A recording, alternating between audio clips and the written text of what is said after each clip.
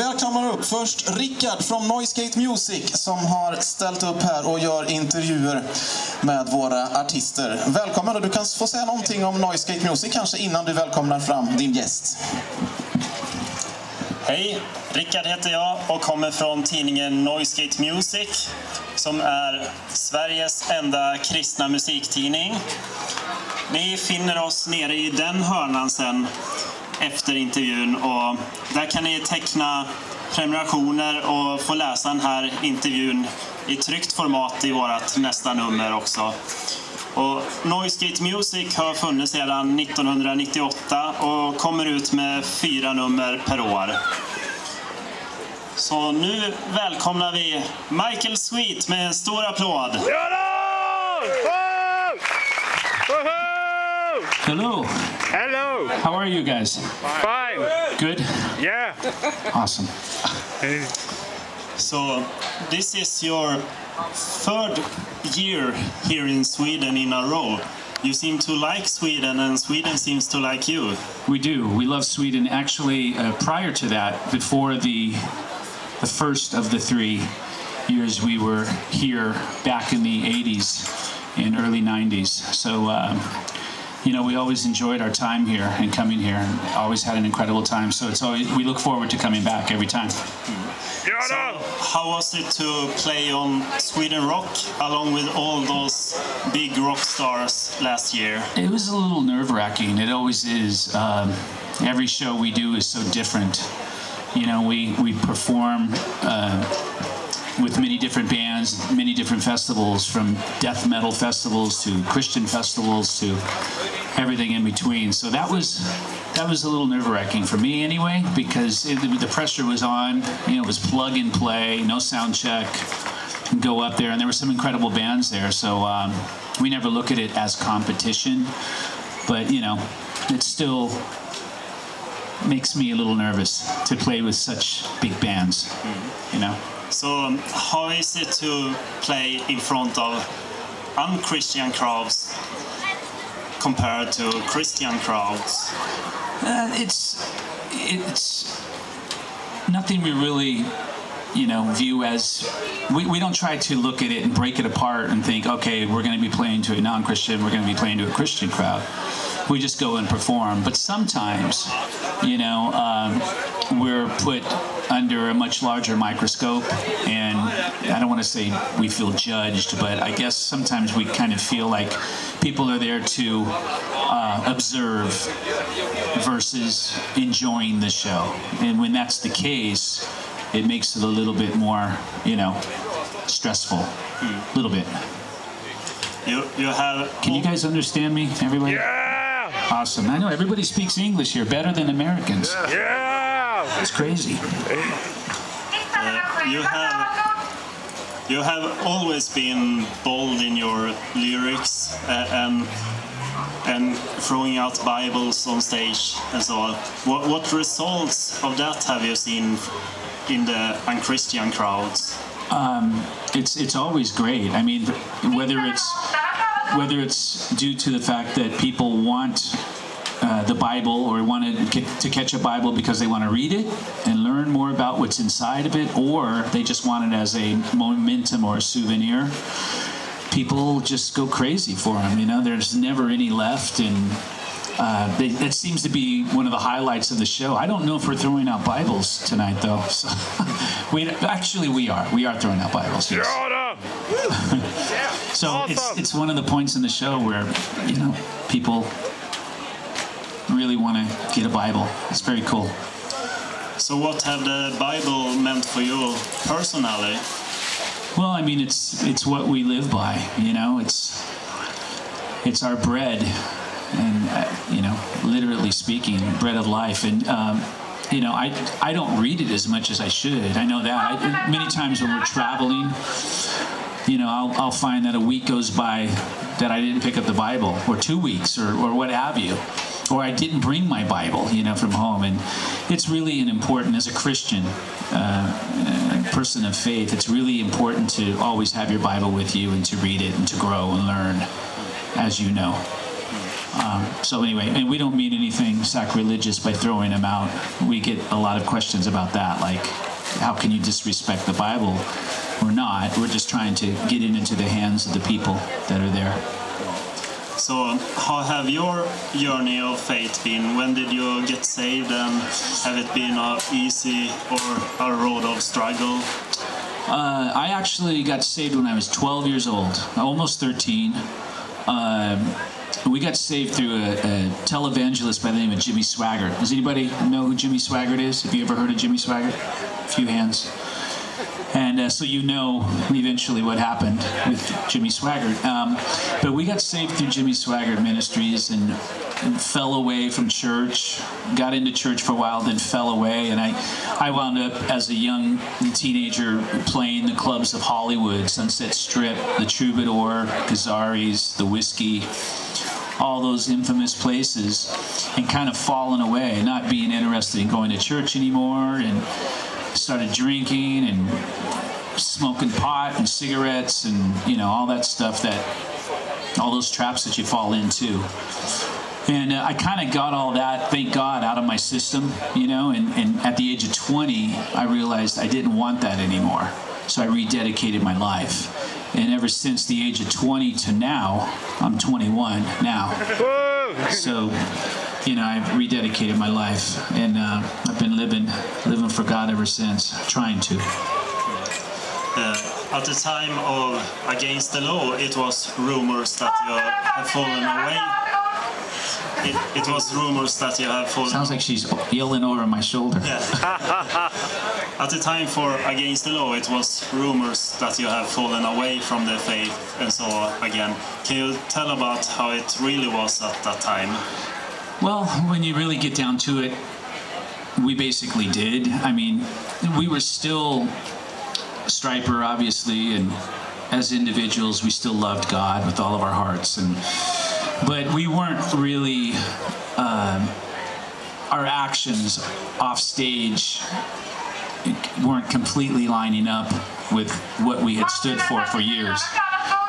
As an example, we would perform at a bar and tell people, you know, you don't need alcohol, you know, you can, if you're an alcoholic, you can let it go. And then after the show, we'd go to the bar, you know, and drink with them. So it was very, you know, hypocritical, and at least that's how I feel it was for myself.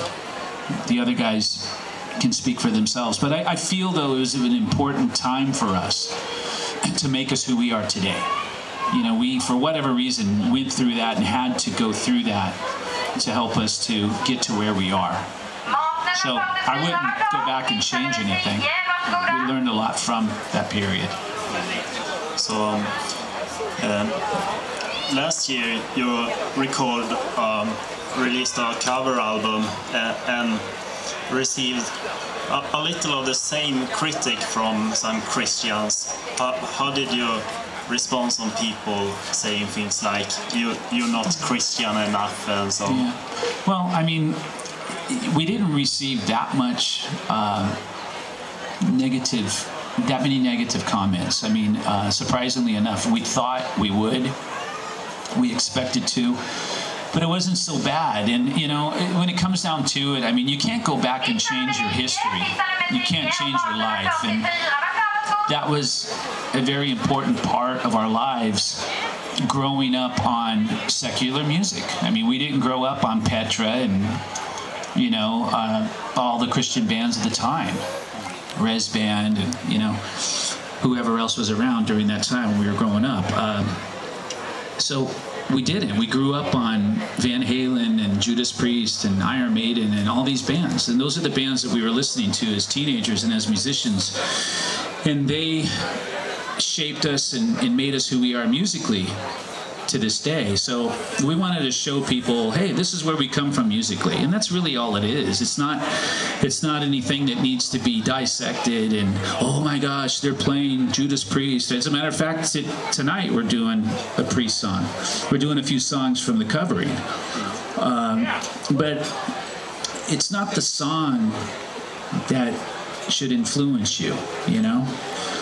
Music is music. I mean, I think personally it's okay if you choose to listen to secular music. I mean, that's your decision. That's between you and God. You know, it's not for me to say, hey, you're wrong by doing that. So some people have different views about it, you know, but we're free, as one of our songs says, we're free to do what we want to. And we feel freedom in performing some of the songs that we grew up on, and that influenced us. So that's all.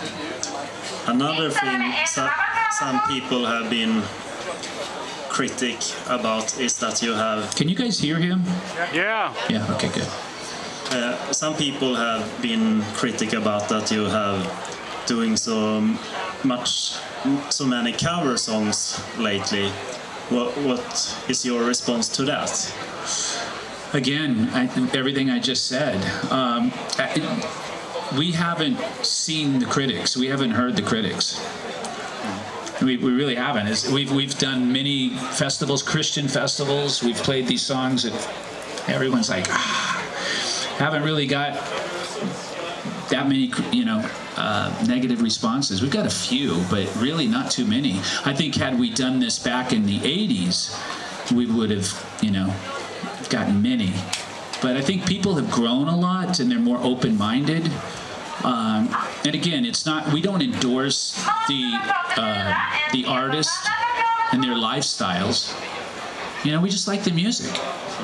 And that's what we grew up on. I can't sit here and tell you anything other than the fact that when we were painting those walls yellow and black back in 1981, 82, 83, we were cranking Iron Maiden and Judas Priest and, you know, in the garage. That's what we listened to.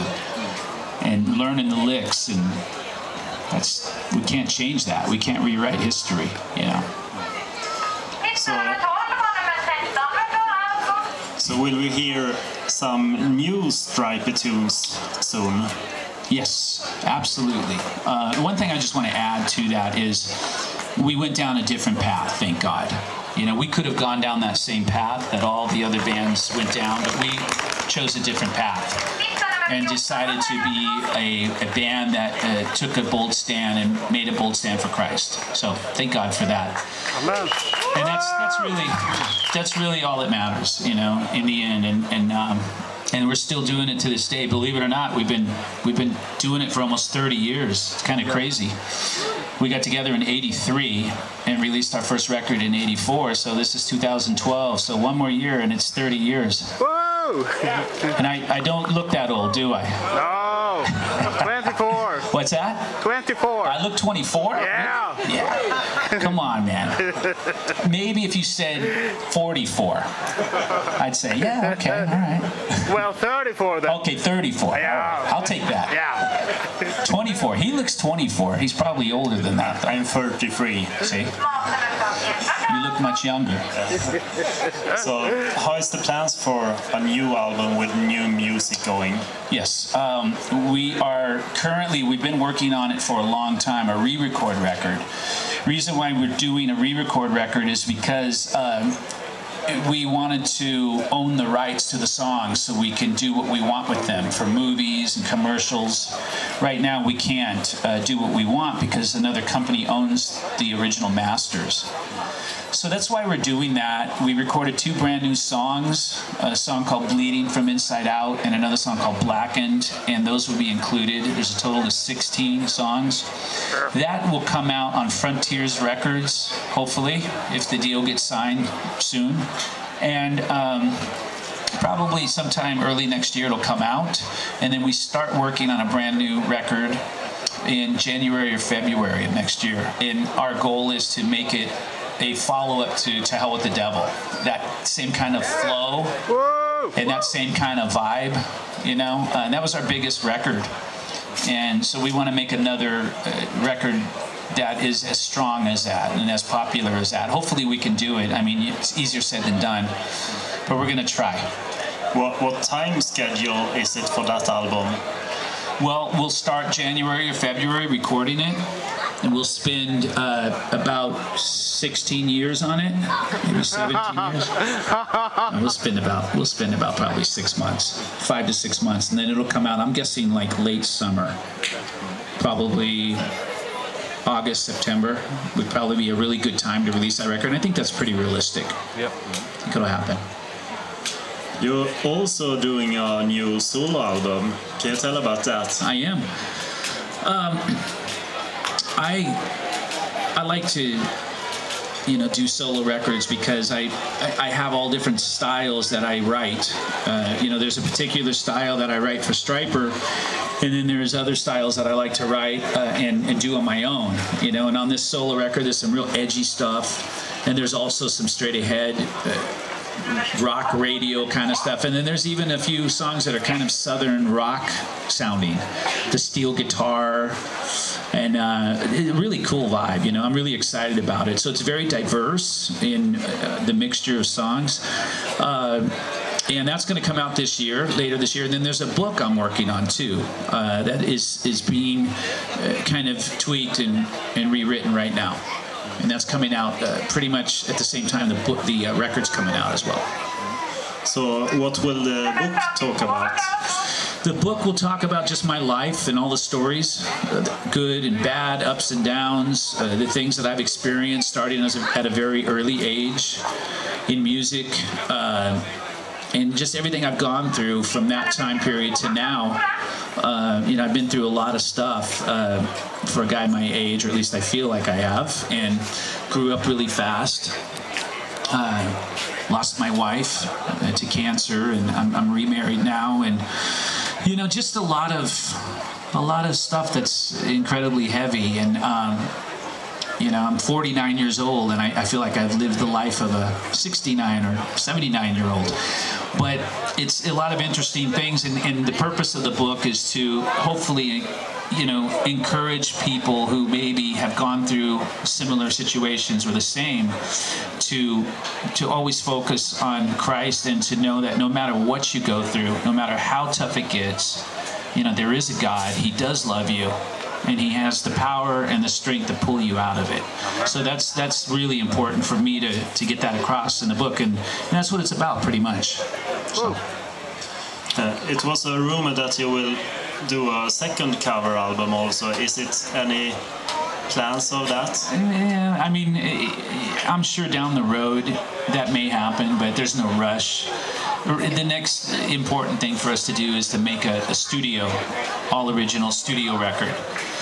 I think that's really a big deal for us, and it's got to be good. I don't want to have any B-sides on it. I want everything to be very strong and an A-side. So, we've got a lot of work to do. It's gonna be tricky and tough, and we appreciate everybody's prayer on that. And hopefully, it's a record that will encourage a lot of people and touch a lot of people.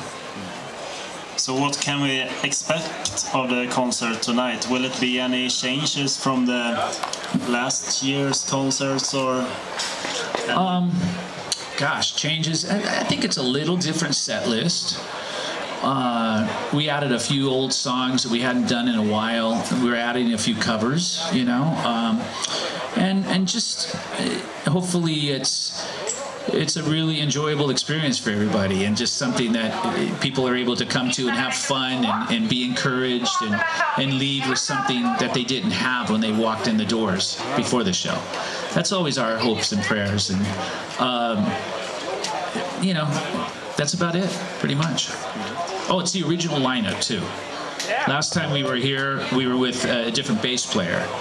This time it's with with Tim. We were with Tracy last time. Yeah. This time it's with Tim. So it's the original 4 guys. Whoa. Which is really, really exciting for us, and a great thing to be able to say night after night. Very unique. Not a lot of bands who have been around as long as we have can say they have the original lineup.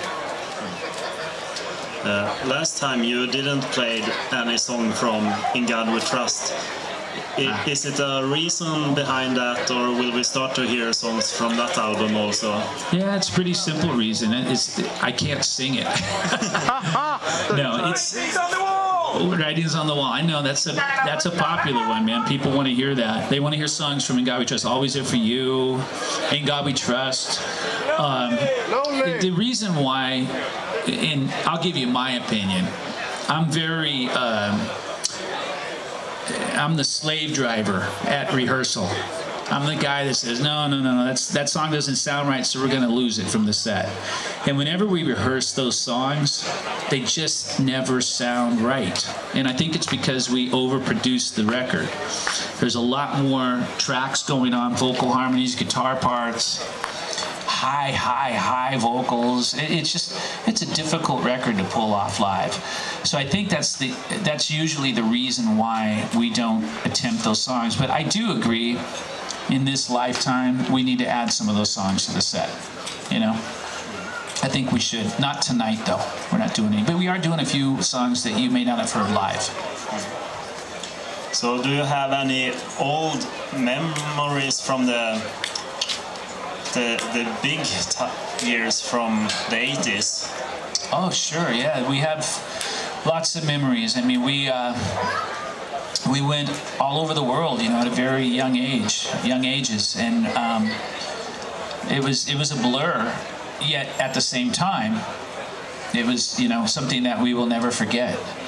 So there's a lot of stories to tell, funny stories, scary stories, sad stories, you know, that we've experienced along the way. But we're so grateful and thankful to God daily for the fact that here we are, this band, in my opinion, that was just okay. You know, if you put us up against some of the other bands, I thought we were an okay band, but, you know, much better musicians than some other bands of our genre at that time. And God used this in such an incredibly powerful way and opened new doors that may never have been opened before. And, you know, maybe someday I'll be able to ask God why he chose us, because he could have chosen anybody. But for some reason, he chose this band and the four of us, and the rest is history. It's just amazing what's happened over the past 29 years with this band. And hopefully, you know, a lot more incredible things will happen and take place. And we're excited about seeing those and witnessing those. As a Christian, have it been hard to handle the fame and the money that comes with popularity? No, not really. I mean, I'm a very reclusive guy, so I go home from performing or touring, and I go home and I'm just a regular guy out putting out the trash and mowing the lawn and cleaning cat poop out of the cat box, you know? And I'm not the kind of guy that goes out and wants to be seen and hangs out at all the rock and roll shows around town and is always in the spotlight. I try to stay away from that and out of the spotlight pretty much. So, you know, I think that helps to balance me because of my at-home side or personality, you know? And then I have to get into a mental state when I travel of, okay, let's do this, and I'm a different person, you know? I'm more of a reclusive, shy kind of guy, and then I got to go out on stage and, you know, talk to people and keep them interested, or try to. And, you know, there's two Michael Sweets, I guess. Maybe that's a bad thing or a good thing, I have no idea. He's looking at me like maybe that's a weird thing. I don't know. But anyway. So, how will you celebrate the 30 years anniversary? Will it be something special for it, or like a DVD or something? I would think, since next year is the 30th year, I would think that this studio record would be a good way to celebrate that and really, you know, talk that up and share with people the fact that it's been 30 years. And then just hope for the best, hope and pray that it's a great record and that everybody here wants to hear it and wants to see us play it live again. You know, maybe we'll come back here again in the next year. Yes. You guys do this every year, right? Yeah, this is amazing. It's so cool. You guys all sleep right here? Right here in this little courtyard area? Yeah, right here. So, how long do you feel that Stryper will continue now? Well, we're all getting older physically, obviously, but I think mentally, and as far as our hearts go, we're all pretty young at heart and mind. So I could see us doing this for, you know, quite a while. I can't really see us doing it as long as the Rolling Stones. You know, those guys are, what are they pushing? They're in their 70s, right? Yeah. Yeah. So I don't know, man. I can't see us up there at that age in yellow and black running around, but you know, maybe it'll happen. And I certainly see us doing this at least for another 10, 15, maybe 20 years. Sure. Yes. There's no plans to retire anytime soon. And you know, our goals and hopes and dreams are to continue on and just walk through those doors that God opens. And we're really hoping that some new doors open and that we can try some new things, and I'm excited about that. So is it anything more that haven't been mentioned so far that you want to tell the people here? Oh gosh, well, I want to thank you guys for your interest in us and for having us here. You know, we really appreciate it. It means a lot for us to be able to continue on doing what we love to do, and you know, God's directing us and His hand is guiding us, and you know, but we certainly wouldn't be here if it wasn't for all of you, and we thank you. We love you for that. Tonight, we were going to do something really special for you guys, and we were all going to shave our heads on stage. No way! That would be pretty cool, right? No way! I think it'd be cool. But it would never happen. Yes. But I would be the first to do it, actually. If you could talk the other guys into it, I'll do it. But anyway, that's it. Just, you know, we're excited to be here again. We did not at all forget our experience here last time, especially in meeting all of you, wonderful people, and the food, man, was amazing. I'm looking forward to dinner tonight at 9 because it was really good. I remember that. But anyway, thanks for having us, you guys. It's great to be here. Woohoo! Thank you.